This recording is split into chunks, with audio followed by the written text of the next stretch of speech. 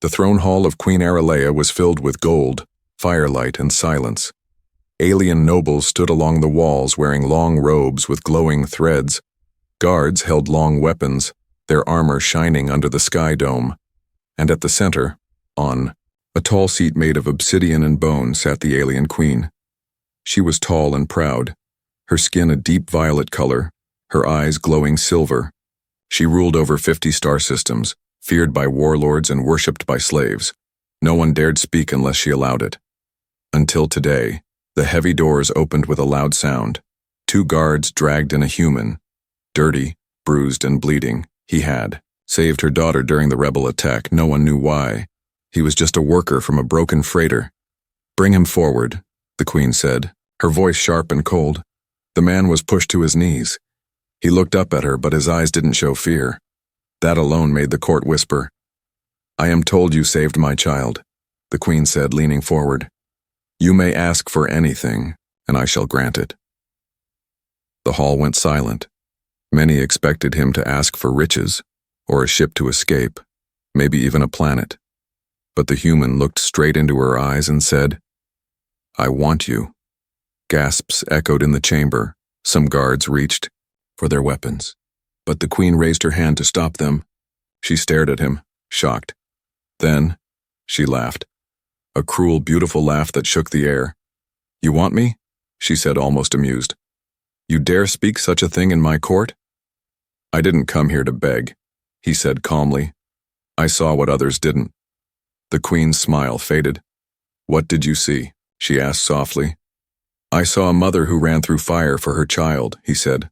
"I saw someone who didn't order others to save her daughter, but did it herself. You were scared, not as a queen, but as a woman who loved." The queen stood slowly, her robes moving like water. She came down from her throne and stopped in front of him. He didn't flinch, not even when her guards moved in close. "No one speaks to me like this," she said, her voice low. "No one sees me." "I do," he whispered. "You offered anything. I chose you." Her heart, buried deep under layers of armor and duty, trembled. Was it a trick? Was he lying? Was this just another way to take power? But something in his eyes stopped her. It wasn't desire. It was something sad and real. She turned and walked back to her throne. "I will think about your request," she said without looking at him. The guards dragged him away, but her eyes stayed on his back as he vanished through the door. That night she couldn't sleep. She remembered the way he looked at her, not like a ruler, but like a person, like someone who still had a soul. And for the first time in years, she asked herself, what if he truly meant it? What if someone could love her, not her power? She looked into the mirror, the queen of the stars, the empress of fire, and whispered to her reflection, "What would you do, Aralea, if someone chose you, not your throne?" The answer didn't come, but the question stayed, and in the deepest part of her heart, she wanted to know. The queen sat alone in her private chamber. The stars outside the glass walls twinkled like a million silent watchers. But tonight, they gave her no comfort. Her mind kept returning to the human, to his strange request. He didn't want gold, ships, or planets. He didn't want power or status. He wanted her, not her crown, not her body, just her. No one had asked for that in a very long time. Not since she was still Aralea of the Low Moon prison. Not since she had been just another slave. She rose from her seat and walked to a sealed door behind the chamber. Guards were not allowed. Beyond it, not even her daughter knew what was hidden there. Inside was a dark room with a single case of armor, scratched, dented, faded by time. It belonged to the warrior she once was, before she became a queen. She had once fought with bare hands, clawed through cages, broke chains with her teeth when her people were sold like animals. She had risen by killing the ones who thought she was weak. And when they begged, she gave no mercy. Because no one had given her any, but that was long ago. She had buried that past, locked it away like a ghost. Yet now, because of one human's words, it stirred again. She looked down at her hands, soft now, covered in jewels. Once they were bloody and cracked from battle. Once they held the hand of a dying sister. Now they only signed papers and gave orders. Why did this human make her feel like Aralia again? Not the queen of fire and stars, but the broken girl who had to become a monster just to survive. She returned to her throne room the next day. The court stood silently as she entered. They had heard about the human's words. Whispers flew like insects. Scandal, shame, insult. She raised her hand. "Bring the human back to me," she ordered. The guards hesitated for a moment, then left. Minutes later, the doors opened again.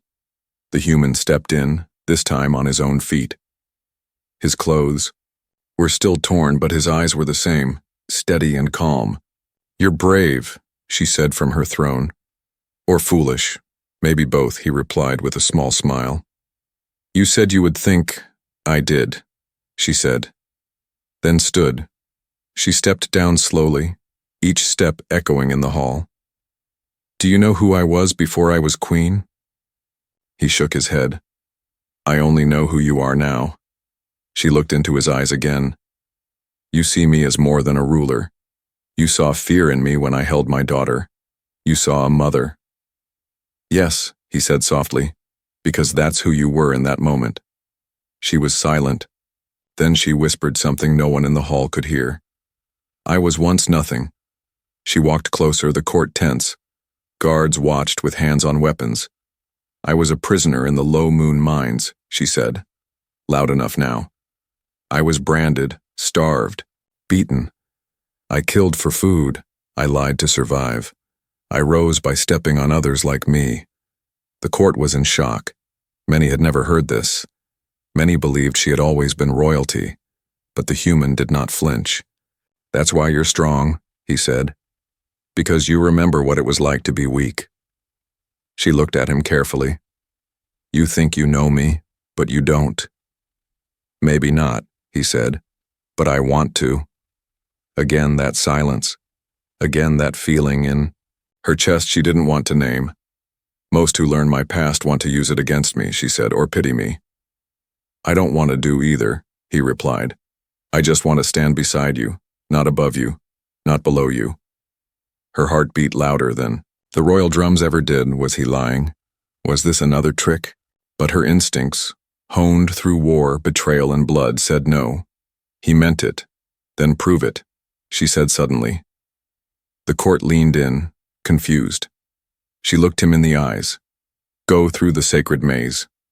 He blinked. "Without weapons," she added. "If you survive, I'll believe you." "And if I don't?" he asked. "Then you'll die, like others before you," she said without emotion. "But I will know your heart was true or false." He nodded. "Then I accept." She turned away before anyone could see the storm in her eyes. The test had begun. But she wasn't sure who was truly being tested, him or herself. The sacred maze was not made of stone or steel. It was built from living crystal, shifting pathways and illusions that twisted the mind. Many had entered it, warriors, traitors, even noble bloodlines. Few ever came back, and those who did were never the same. The human stood at the entrance alone. No armor, no food, not even a knife. Just his torn clothes, his tired breath, and the memory of her eyes. The queen watched him through the hidden mirrors of the maze. She didn't want to, but something inside her needed to see him survive. She told herself it was curiosity, maybe duty, but deep down, she knew it was something else.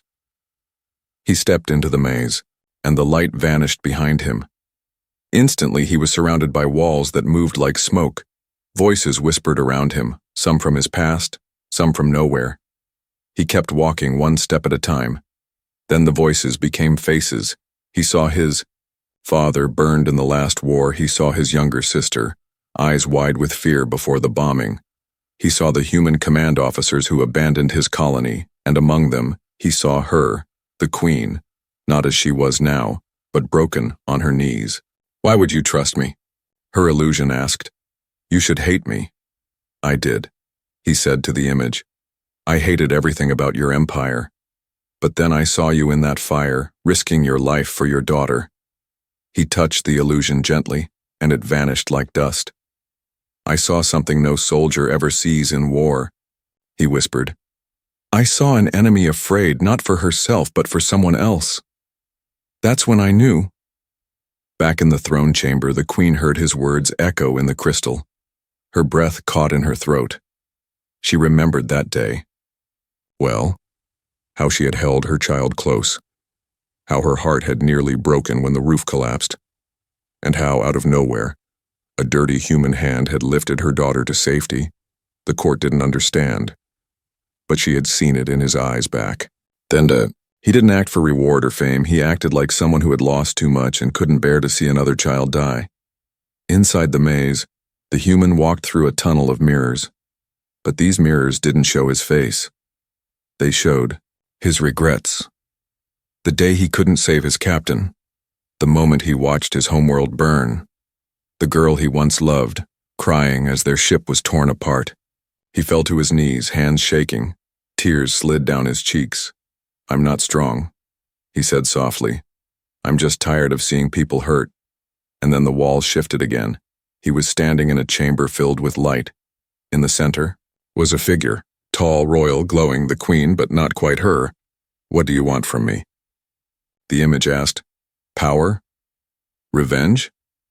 Redemption?" He looked at her and shook his head.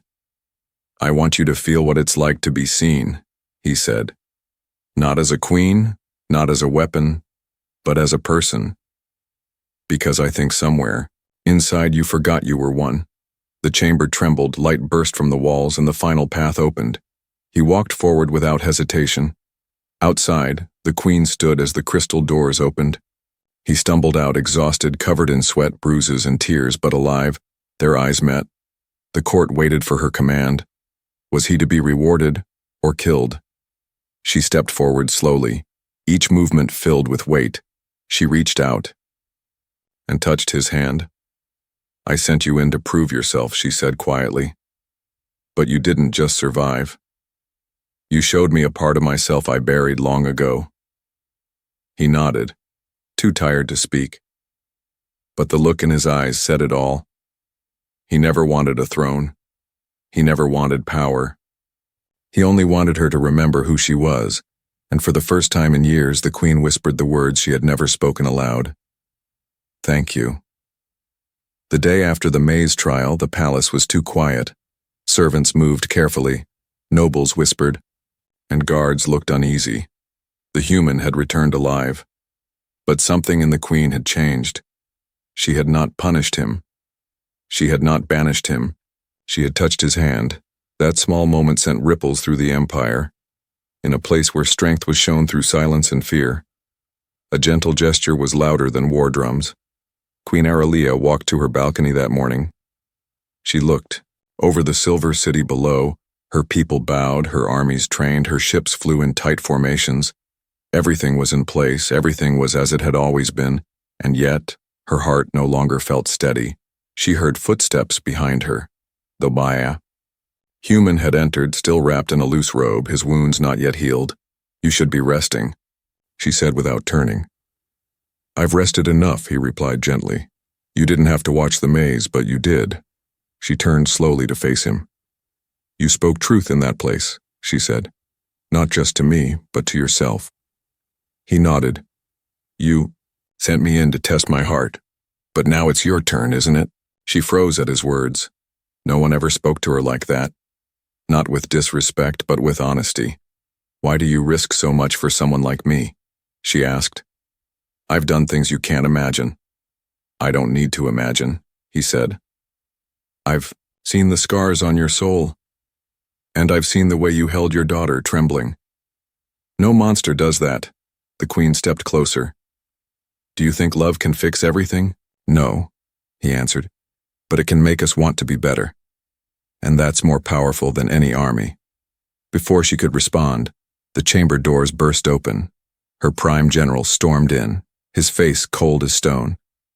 "Your Majesty, we need to talk," he said without bowing. "Speak," she commanded, her voice hard again. "The council is gathering," he said. They demand the human be removed from the palace.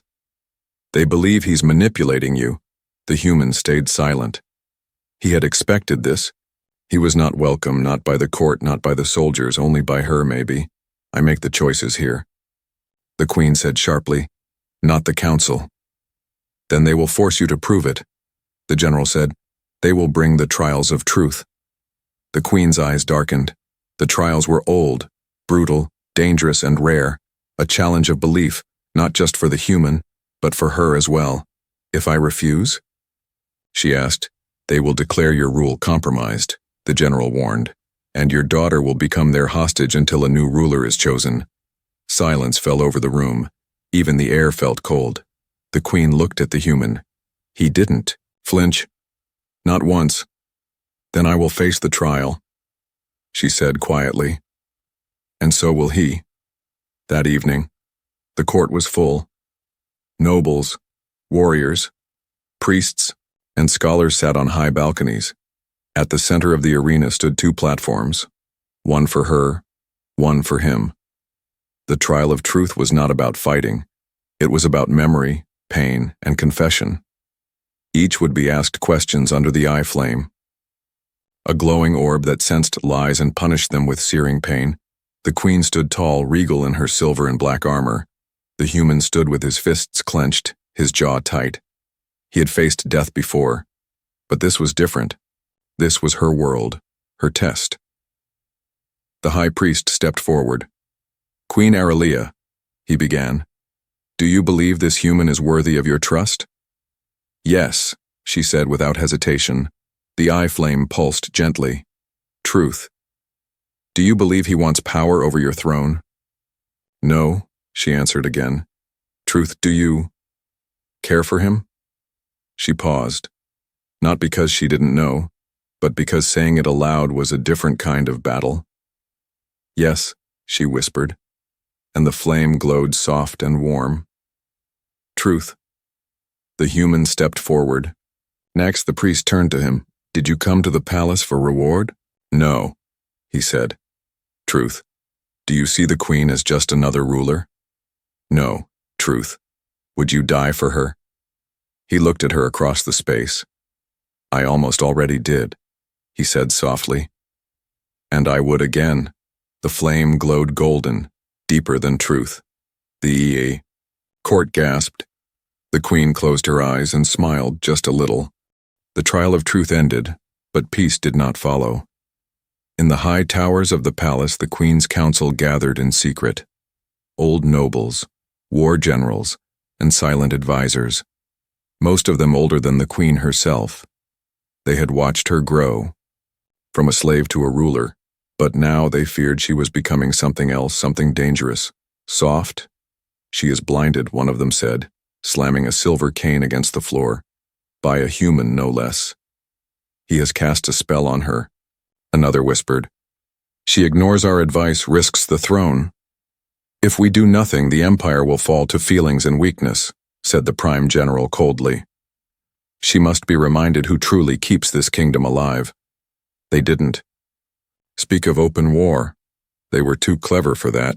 Instead, they whispered of quiet moves, of isolation, of surrounding the queen with guards loyal to the council, of cutting off the human's access to power. The queen, unaware of the storm rising in her own house, sat beside the fire in her private chamber. The human was there too, sitting across from her, his arm still wrapped in cloth from the maze. Felt it, she said softly, looking into the fire. When you spoke during the trial, something inside me broke. He didn't smile, he just nodded. Sometimes things need to break before they can heal. No one has ever spoken to me like that, she whispered. They fear me, worship me, but none ever see me. I do, he said. And I don't care if they like it. That made her laugh. A soft, sad sound. But before she could say more, a guard entered and bowed low. Your Majesty, he said, not meeting her eyes. The council has summoned an emergency hearing. She stood slowly, her face becoming a mask of calm. I see, she said. Let them try. The council chamber was filled with tension. The queen entered alone. No guards. No throne robe, just the black armor of her youth. The human was not allowed inside. He waited in the shadowed hallway beyond the golden doors. The High Chancellor stood first. "Your Majesty," he began with forced politeness. "We honor your wisdom, but we must address certain concerns." She raised an eyebrow. "Speak plainly, Chancellor." "There are whispers," he continued, "that your judgment has been clouded, that you make decisions from the heart, not the mind." "I make decisions from both," she said calmly, "as any ruler should."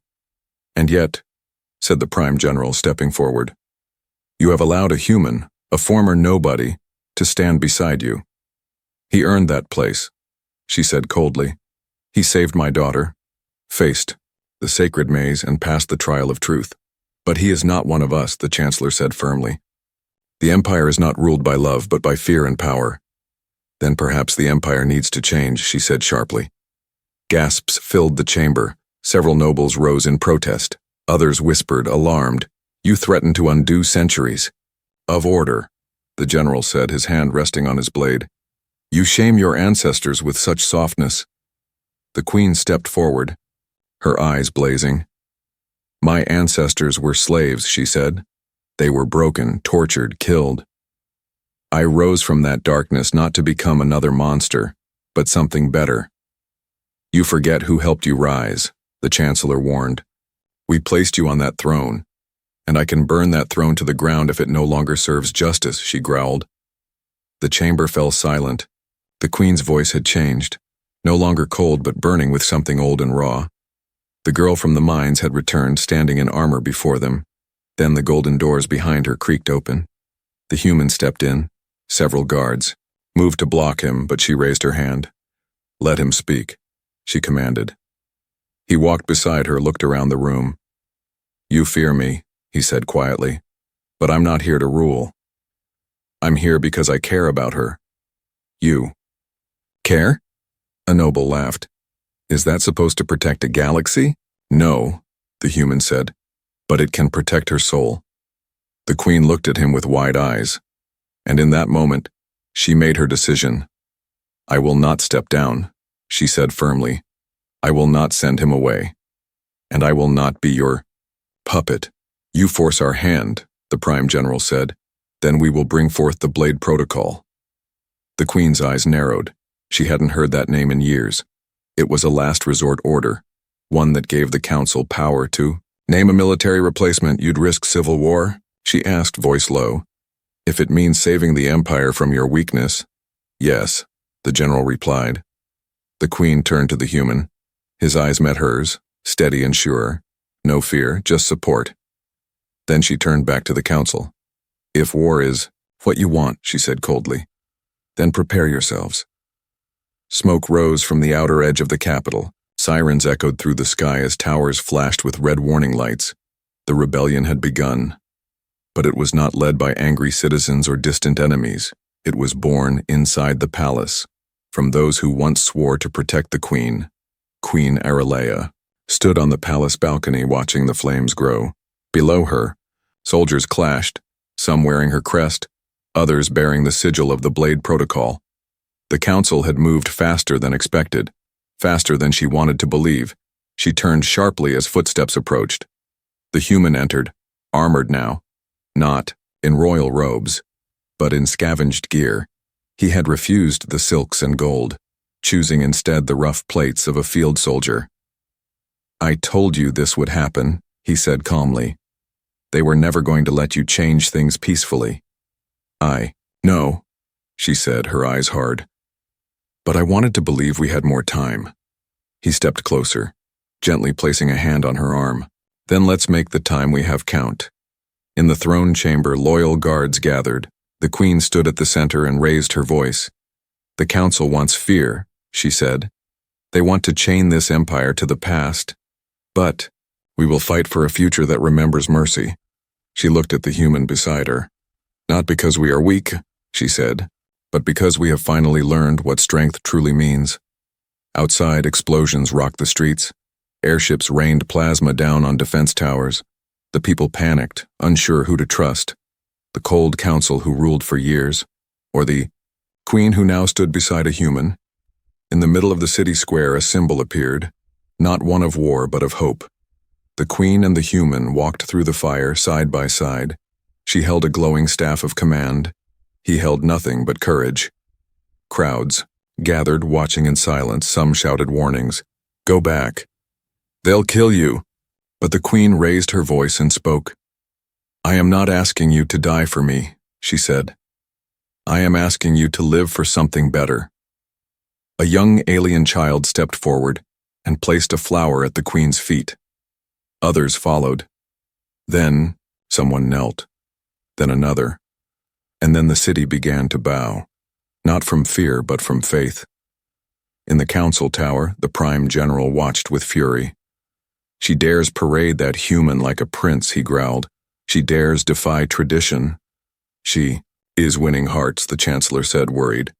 "But the hearts mean nothing if we take the palace." "Then take it," the general ordered. "Bring her in chains if needed. Kill the human if he resists." Night fell quickly, and with it came a deeper silence.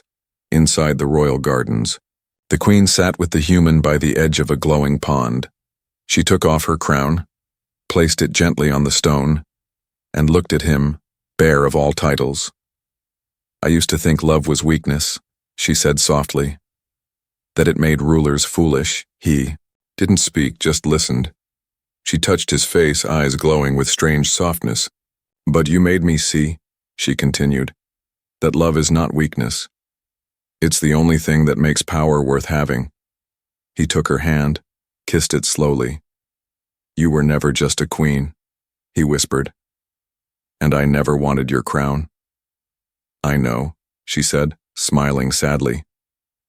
"But now, I want to share it." The ceremony was small but powerful. No throne, no gold, no chains, just a ring of light, a circle of honor guards, and the stars above. She placed a single silver band on his wrist, one that marked him as royal by bond. Not by blood, not by law, but by choice. "My people may not accept you at first," she said quietly. "But in time they will see what I see." He smiled. "And if they don't, then we'll change their world together," she replied. But even as they stood in peace for one night, the darkness was not done. A secret ship landed beyond the city walls.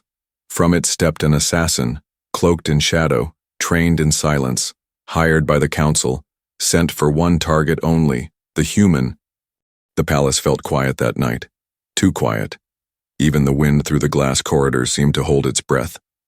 Queen Aurelia stood by the balcony, the silver lights of her city glowing below. The crown was gone from her head, but something else had replaced it, something stronger, a new fire born from truth, from love, from pain shared. Behind her, the human sat on a low bench, bandaging his hand from the training earlier. He smiled when he saw her silhouette against the stars. "You still don't sleep much, do you?" he asked. She turned and smiled softly. "I stopped sleeping easily long ago," she replied. "But tonight, something feels wrong." At that very moment, in the silent gardens below, a shadow moved. The assassin crept through the marble path, his eyes locked on the queen's private chamber. He wore no insignia, no color, only death. He had studied her for weeks, learned the layout, the blind corners, the patrol patterns. He had only one goal: kill the human, break the queen's heart, and force her to fall. Inside, the human stood up, stretching his arm. "I'm going to check the side wing," he said. "There's something off in the air." The queen nodded. "I'll stay here," she whispered, but worry clung to her chest. The assassin entered from the side arch, his blade coated with a poison made from moonfire bark, silent and fatal. He moved like a ghost. No sound, no breath, only purpose. He found the human walking through the quiet hallway. The torchlight behind him cast long shadows. The assassin struck, but the human turned just in time. The blade grazed his side. Blood, spilled but not deep. He stumbled back, grabbing a metal rod from the wall. The two clashed in silence, no guards, no alarms, only instinct and pain. Up above, The queen felt it. She turned sharply toward the hallway and ran. Her boots echoed as she rushed through the corridor, calling for guards, but she knew she might be too late. The assassin struck again, this time slicing the human's shoulder. The human fell back, but didn't drop his weapon. He had faced pain before, far worse than this, but this time, it wasn't his own life he was thinking about. It was hers. Just as the assassin raised the final blow, a burst of light shot through the air. The queen appeared, her hand raised, her eyes burning silver. A pulse of energy knocked the assassin across the floor. Guards rushed in, weapons drawn, but she held up her hand. "No," she said coldly. "I'll deal with this myself." She walked to the assassin, knelt beside him, and whispered in the old tongue, "You were sent by the council." He didn't speak, but his eyes told her everything, and that was enough. Later, the human sat on the palace steps, his wounds cleaned. The queen sat beside him. Silent for a long time, finally she spoke. "They will never stop," she said. "As long as you are with me, you will always be hunted." He looked at her and smiled faintly. "Then let them come," he said. "I've faced worse for less," she touched his face gently. "You could walk away," she whispered. "I wouldn't blame you." "I could," he said, "but I won't." She looked at him, her voice breaking just a little. "Why?" He leaned closer. "Because I didn't fall for a crown," he said. "I fell for the fire behind your eyes, the fight in your soul, the girl who rose from nothing and became more than a queen." A tear slid down her cheek. Not from pain, but from something deeper. She had ruled galaxies, commanded fleets, shattered stars. But this moment, was the first time she truly felt seen. Weeks passed and change began. The council's grip was broken. The people chose her, not because they feared her, but because they believed in her. And beside her always stood the human, not a king, not a prince, just a man who dared to love, someone no one else saw. One day, in front of the great hall with a crowd gathered under two suns, the queen stepped forward. She lifted his hand high and declared, "This is the one I chose. Not because he is perfect, but because he sees me, not the throne, not the legend, but me." And the people did not rebel. They cheered, because deep down they had always wanted to believe in love again. She was never just a queen, and he was never just a man. Together, they rewrote the laws of stars, not with war, but with something far more dangerous: hope.